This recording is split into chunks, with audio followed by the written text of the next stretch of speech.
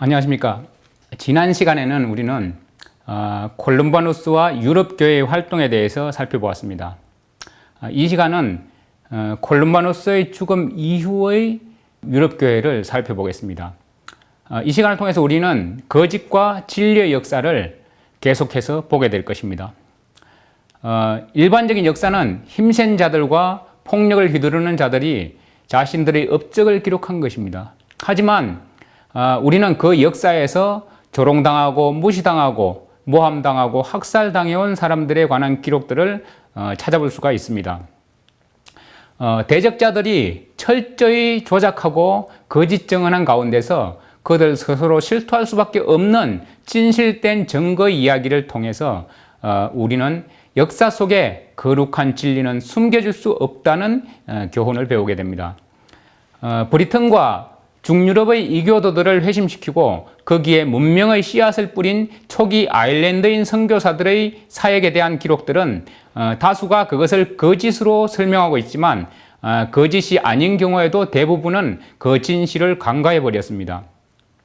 이렇게 해서 이교도인 게르만족을 회심시킨 것이 실제로는 아일랜드 사람들이 한 일임에도 이 아일랜드인 선교사들이 씨를 뿌려놓은 밭에서 수확을 거둬들인 것은 잉글랜드인인 윈프리드라고 하는 슬픈 역사의 왜곡이 되어버렸습니다. 윈프리드는 성 보니페이스라는 이름으로 더 잘 알려진 그런 인물입니다. 그는 대단한 정치적 능력을 소유한 인물이었습니다. 이 보니페이스라 불리는 윈프리드가 게르만 민족에게 단 한 번이라도 복음을 전한 적이 있는지 매우 의심스러움에도 불구하고 오늘날 보니페이스는 독일을 위한 사도로 불리고 있다는 점입니다. 자, 지난 시간에 우리가 살펴보았듯이 콜룸바누스라는 태양이 유럽 사람들의 차가운 마음에 찬란히 그 빛을 비춰주고 있었습니다. 콜룸바누스와 그의 제자들은 프랑크족이 출현한 때부터 암흑에 덮여있던 그 땅에 빛을 가지고 들어왔습니다. 자, 콜룸바누스가 죽은 후에 세 가지 변혁적인 사건이 잇따라 일어났습니다. 이 사건들은 우리에게 중세시대의 광야교회의 형편이 어떠했는지를 보여주는 사건들입니다. 그중 첫 번째는 콜룸바누스를 계승한 켈트교회의 지도자들과 와일덴스의 초기 영웅들의 수고를 통해서 유럽 대륙의 문명이 발달한 것입니다. 두 번째는 이 일에 관하여 교황권이 조직적으로 반대를 한 것이고, 마지막에 세 번째는 샤를마르가 교황의 손에 의해서 그 머리에 왕관이 씌워짐으로 카롤링그 왕조의 창시자면서 동시에 신성 로마 제국의 첫 번째 황제가 된 이후 수세기 동안 유럽이 비참한 상황 속에 빠져 있었다는 것입니다. 자, 7, 8세기 때에 아일랜드에서 켈트 선교사들이 유럽 대륙으로 들어왔을 때 유럽 대륙은 무지와 무질서가 만연한 상태에 있었습니다. 켈트 선교사들의 훈련 센터들은 그들이 수고한 지역들에서 사람들의 지적 수준을 향상시켜 주었습니다. 그들은 복음 전도와 헌신을 통해서 대중들의 마음에 진리의 승리에 대한 용기와 희망을 심어 주었습니다. 그들은 사람의 마음속에 거룩하고 숭고한 주제들에 대한 경외심을 불어넣어 주었습니다. 그들은 또한 노동의 신성성도 소홀히 취급하지 않았습니다. 보잘것없는 지역에서 농장들이 생겨나고 그리고 그 농장들에서는 필요한 가축들이 길러졌습니다. 황무지에서 아름다운 꽃들이 피어나고 들판에서 바람에 흔들리는 곡식들을 볼 수 있게 되었습니다. 그들은 그 땅에서 번영을 꿈꾸며 얼굴에 미소를 띄울 수 있었습니다. 콜룸바누스와 그의 제자들이 유럽 대륙에 설립한 수많은 문화센터는 과연 어떤 역할을 하였는지 여러분은 짐작하시겠습니까? 자, 클라렌스 비스팜은 이렇게 말하고 있습니다. 콜룸바는 콜룸바누스의 다른 이름입니다. 콜룸바는 고일 지방의 아일랜드의 신앙 정신을 보여주는 항구적인 한 기념물을 세웠다. 그 이러한 업적 때문에 그의 생전에 1,000명이 넘는 대수도원장들이 오직 유일하신 한 초월자의 율법만을 인정하게 되었다라고 말하고 있습니다. 대수도원장이 1,000명가량 있었다는 것입니다. 자, 콜룸바누스는 1260년의 기간의 시작점인 538년부터 반세기가, 그러니까 한 50년도 지나지 않은 때에 유럽 대륙에 도착했었습니다. 프랑크 왕국은 클로스비의 자손들인 메로빙고 왕조의 왕들에 의해서 세워진 나라입니다. 이 왕들은 게으름뱅이 왕들로 알려진 힘없는 클로비스의 후계자들이 자신들의 정부 내에 수상격의 지위를 가진 궁정시장을 둔 것은 매우 잘 알려진 사실입니다. 궁정시장을 통해서 자신들의 입지를 높이고자 했던 것이죠. 이 궁정시장들이 막강한 권세를 얻고서는 때가 이르자 허약한 왕을 폐위시킨 후에 카롤링그 왕조를 세운 것입니다. 자, 카롤링그라는 왕조의 명칭은 찰스 대제, 그러니까 샤를마누의 이름에서 기인한 것입니다.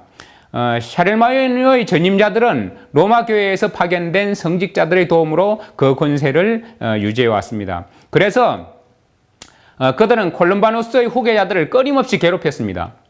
우리는 콜룸바누스처럼 단지 훈련 센터만이 아닌 학교와 마을과 도시까지도 건립하기를 원하던 콜룸바누스의 동료들에 관해서도 관심을 가져볼 필요가 있습니다. 이들은 전도 사업과 문학 연구를 매우 열심히 한 사람들이었습니다. 자, 유럽 대륙의 도서관들에 오늘날까지 보존된 아일랜드어로 된 문서들은 우리에게 이 아일랜드인 수사들의 생활이 어떠했는지, 또한 그들이 어떻게 그 광범위한 선교 활동을 했는지를 가르쳐 줍니다. 고대 아일랜드어로 기록된 문서 중에 현존하는 문서들은 모두 종교적인 문서들이라는 겁니다. 자, 이 아일랜드인 수사들은 또한 문서들을 채색하는 일에도 당시 서유럽의 그 어떤 사람들보다 뛰어났습니다. 자, 문서 채색은 어떤 것이냐면 첫 글자에 색칠을 하고 그리고 가장자리에 무늬를 그려놓고 그림을 삽입시키는 것 등을 통해서 그것을 꾸미는 일을 말합니다. 아마 옛날 고전 위클리프의 성경 앞부분을 보면 그런 것들을 보실 수 있을 것입니다. 자, 성갈이라고도 불리는 갈루스에 대해서는 앞에서 이미 언급한 바가 있습니다. 자, 베네딕트 피츠패트릭은 우리의 주의를 유르치누스와 그리고 지거스베르트와 디추이레로 이끌고 있습니다. 유르치누스는 스위스의 비엔 호숫가에 작은 규모의 기독교 공동체를 창설한 후에 세인트 우라산이라는 이름의 마을을 세웠습니다. 그리고 지거스베르트는 이탈리아와 스위스의 경계 알프스 산맥에서 콜룸바누스에게 작별 인사를 한 후에 위험한 빙하를 가로질러 가서 만년설이 덮여있는 고지대에 디센티라는 이름의 매우 가치 있는 공동체를 세웠습니다.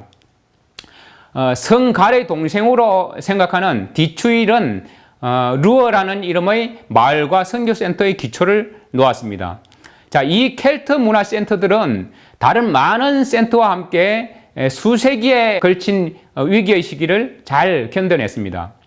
그들은 무지한 유럽 대륙의 거주민들을 가르치고 새로운 세대의 학자들과 교사들을 양성해내는 일을 끊임없이 계속하였습니다.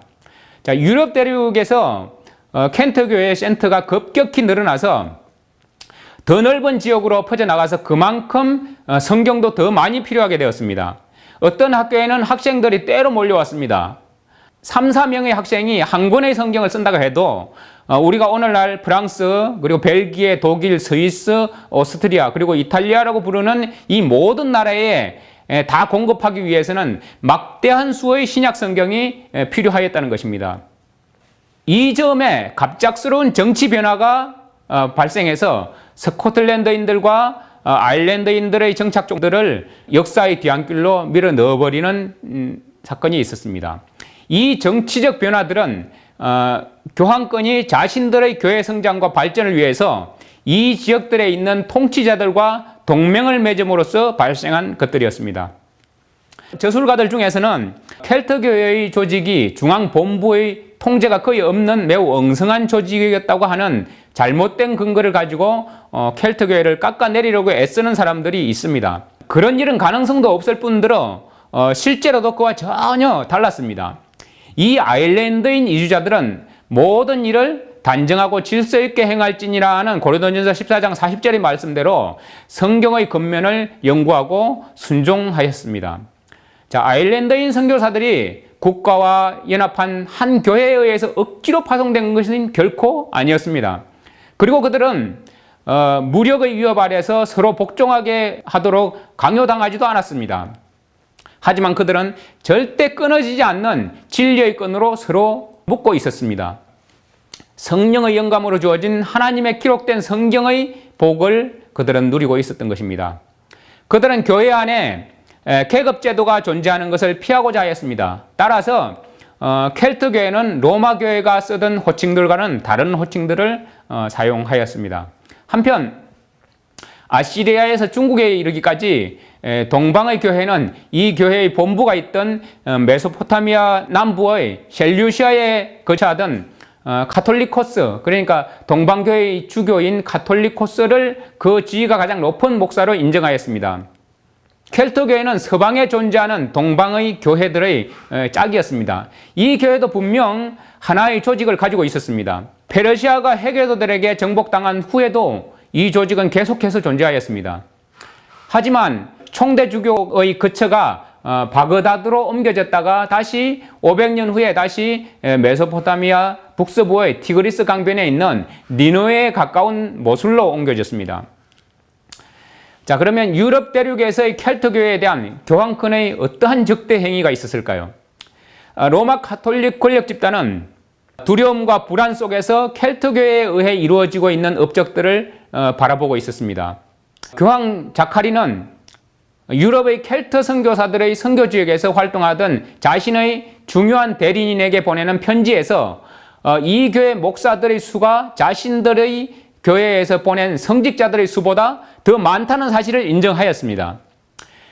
닌더의 저술은 교황 그레고리 3세가 독일에 있는 주교들에게 보낸 그의 45호 서신을 인용하고 있습니다. 자, 이 서신에서 그레고리는 그 주교들에게 로마 교회의 가르침들을 고수할 것과 거짓되고 이단적인 사제들과 함께 그들에게 가는 브리턴 사람들을 경계할 것을 권고하고 있습니다.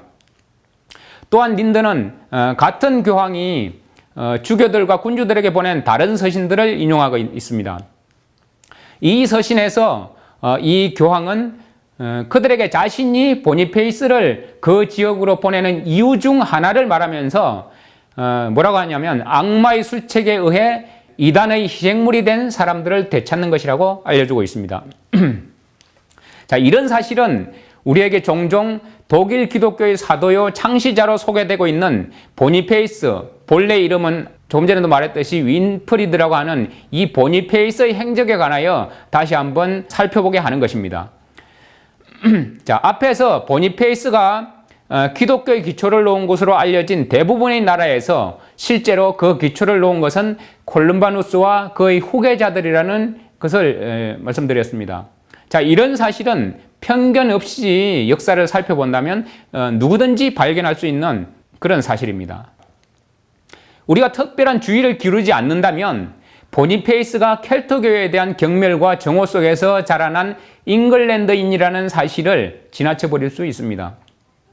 우리는 윈프리드라는 이름의 또 다른 잉글랜드 사람과 그리고 보니페이스라는 윈프리드를 혼동하지 말아야 합니다. 윈프리드는 잉글랜드에서 켈트 교회에 대한 혹심한 박해를 선도한 인물이지만 이 사람 독일에 살고 있는 잉글랜드인 보니페이스라는 이름을 가진 독일에서 그와 같은 일을 한 이 사람은 본래는 잉글랜드인입니다. 그렇지만 다른 이름이고, 자, 보니페이스의 목표에 관해서 에브라드 박사는 이렇게 기술을 하고 있습니다. 그의 삶의 목표와 그의 삶의 과업은 오스트라시아의 기독교 교회들을 뉴스트레에 있는 교회들처럼 교황권의 종교에 복종하도록 만드는 것이었다. 그는 특히 로마 교황의 지상권을 부인하고 자기 자신의 규약과 법규들을 완강히 고수하고 있는 바로 그 교파, 켈트 교회죠. 그 교파를 정복하여 예속시키는 일에 그의 사역에 초점을 맞추고 있다라고 하고 있습니다. 광범위한 연구 업적을 남긴 천주교의 학자 베네딕트 피츠패트릭은 켈트 교회의 가르침들 때문에 보니페이스가 얼마나 큰 자극을 받았는지에 관해서 묘사하고 있습니다. 이 교황권의 사절은 그 가르침들을 교회 회의의 의제로 다룬 후에 그것들을 마치 이설들이라도 되는 것처럼 그 모든 가르침에 관하여 폐기를 선언하였던 것입니다.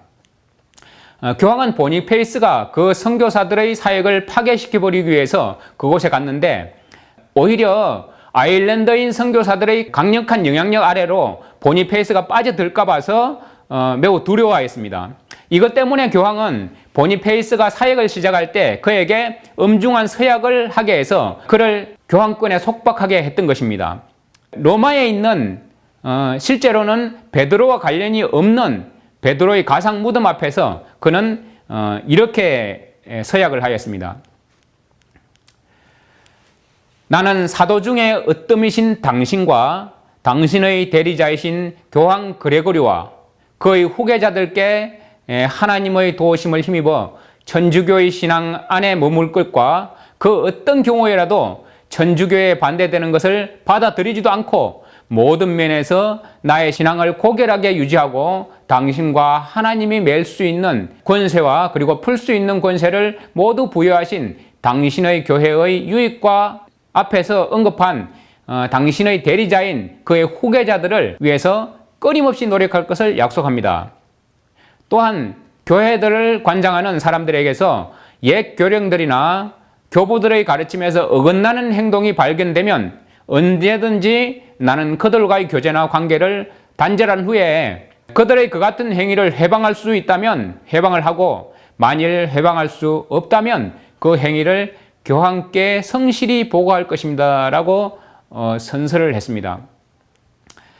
자, 보니페이스의 이 선서를 보면 여러분들이 어떤 것을 생각할 수 있겠습니까?